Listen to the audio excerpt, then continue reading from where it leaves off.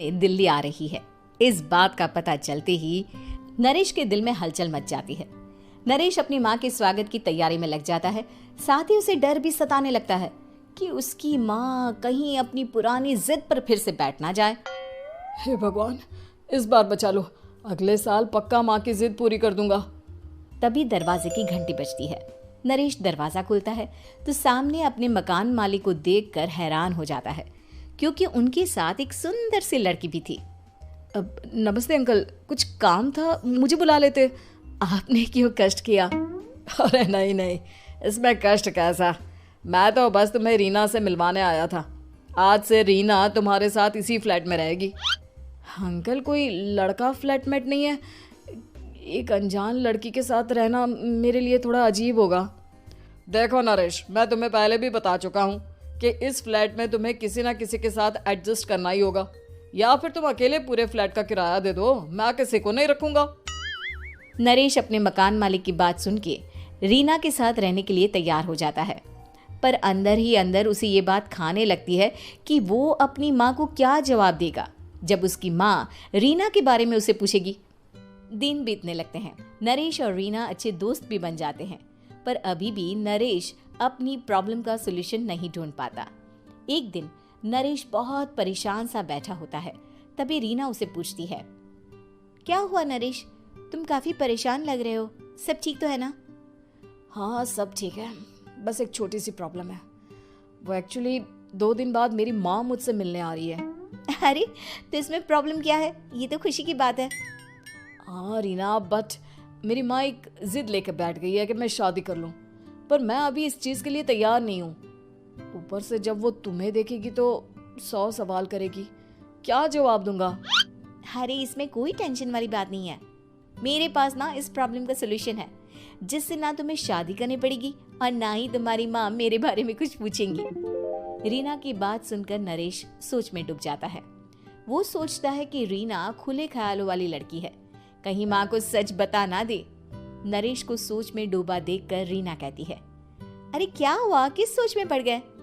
Don't worry, जैसा तुम सोच रहे हो ना वैसे कुछ भी नहीं है, मेरे पास एक प्लान है। मैं कुछ समझ नहीं पा रहा हूँ, कैसा प्लान? मैं समझाती हूँ। हम ना एक कॉन्ट्रैक्ट मैरिज कर लेते हैं। फिलहाल मेरे पास जॉब नहीं है, तो तुम इस रूम का किराया दे देना जब तक तुम्हारी माँ यहाँ रहेंगी, सिर्फ तब तक।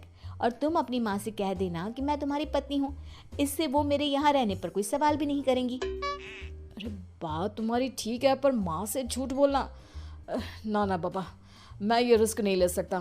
कोई और आइडिया दो ना तुम। देखो मंजूर हो तो बोलो, वरना सच बता दो, मुझे कोई प्रॉब्लम नहीं है। रीना की बात सुनकर नरेश सोच में डूब जाता है। बहुत सोचने के बाद जब उसे कोई रास्ता नहीं मिलता तो वो रीना के बताए हुए रास्ते पर चलने के लिए तैयार हो जाता है। वो रीना से बात करता है और अपनी माँ की पसंद और ना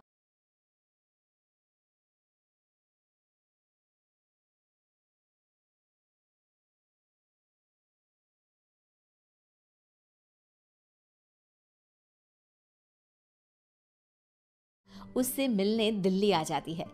नरेश अपनी माँ को फ्लैट पर लेकर जाता है। जैसे ही नरेश की माँ फ्लैट के अंदर जाती है, रीना उसके पैर छू लेती है। ये देखकर नरेश की माँ थोड़ी घबरा जाती है और नरेश से पूछती है, अरे बेटा नरेश, ये कौन है? माँ, ये आपकी बहू रीना है।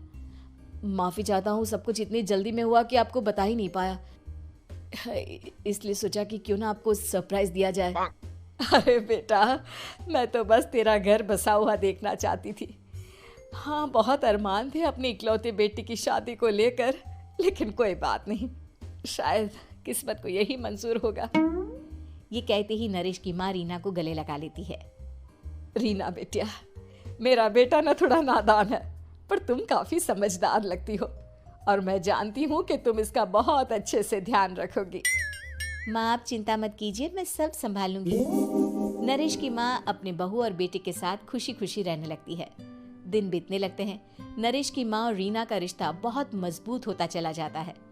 वो दोनों सारा दिन एक साथ रहती और खूब बातें करती। इधर साथ रहते रहते नरेश और रीना भी एक दूसरे से प्यार करने लगते हैं। दोनों को इस बात का एहसास हो जाता है, फिर भी वो इस बात को छुपा कर ही रखते हैं। एक दिन नरेश की माँ और रीना शादी के बारे में बात करने लगते हैं। रीना बिटिया, ये तो नरेश ने मुझे बिना बताए शादी कर ली, वरना मैं तो अपनी इकलौती बेटी की शादी इतनी धूमधाम से करती कि सारी दुनिया देखती रह जाती। अच्छा माँ, आप ऐसा भी क्या करती नरेश और मेरी शादी में जो दुनिया देखती रह जाती? अरे बिटिया, एक माँ के अरमान तुम अभी नहीं समझोगी। मैं तो अपनी बहू को एक रानी की तरह लेकर आती और शादी भी बिल्कुल शाही अंदाज में करती, पर मेरे तो सारे अरमान ऐसे ही रह गए। खैर, मुझे तो अपने बेटे और बहू की खुशी चाहिए बस। ये कहते हुए नरेश की माँ की आंखों में आंसू आ जाते हैं। रीना भी ये सुनकर ख्यालों में खो जाती है, क्योंकि वो भी मन ही मन खुद को नरेश की पत्नी और उसकी माँ की बहू मानने लगी थी। शाम को जब नरेश ऑफिस से घर आता है तो रीना खुद को रोक नहीं पाती और नरेश के सामने उसकी माँ को अपने और नरेश के रिश्ते का सारा सच बता देती है। रीना की बात सुनकर नरेश की माँ दोनों से बहुत नाराज हो जाती है और घर वापस जाने की बात करने लगती है। तुम दोनों ने मुझसे सच छुपाकर बहुत ठेस पहुंचाई है मुझे। अब तुम लोगों के साथ नहीं रहना चाहती मैं, कल ही वापस चली जाऊंगी अपने घर। माँ, मुझे माफ कर दो, ये सब मैंने रीना के कहने पर ही किया है, वरना मैं भी आपको कभी ठेस पहुंचाने के बारे में सोच भी नहीं सकता। हाँ माँ, हमने ये सिर्फ आपका दिल रखने के लिए किया, प्लीज हम दोनों को माफ कर दीजिए। तुम दोनों ने मेरे अरमानों के साथ खिलवाड़ किया है, और वैसे भी मुझे अपने बेटे के लिए एक अच्छी लड़की ढूंढनी है, इसलिए मेरा यहाँ से जाना ही बेहतर होगा। माँ की ये बात सुनकर रीना खुद को रोक नहीं पाती। माँ, क्या मैं आपके घर की बहू बनने लायक नहीं हूँ? रीना की बात सुनकर नरेश हैरान रह जाता है। नरेश की माँ भी कुछ समझ नहीं पाती। मैं कुछ समझी नहीं, आखिर तुम कहना क्या चाहती हो? माँ, मैं वो नरेश से बहुत प्यार करती हूँ और साथ ही साथ मैं आपको भी अपनी माँ मान बैठी हूँ। आज जब आपकी बातें सुनी तो खुद को रोक नहीं पाई, इसलिए सारा सच आपको बता दिया। रीना की बात सुनकर नरेश की माँ की आंखों में आंसू आ जाते हैं और वो अपने बेटे नरेश और रीना को गले लगा लेती है।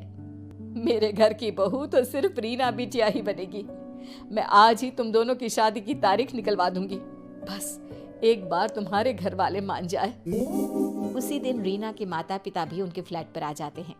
दोनों परिवार आपस में बैठकर बातें करते हैं और शादी के लिए राजी हो जाते हैं। रीना भी कॉन्ट्रैक्ट फाड़ देती है और कहती है, सही मायने में मैं अब बहू बनूंगी, अब तक तो सिर्फ कॉन्ट्रैक्ट वाली बहू थी।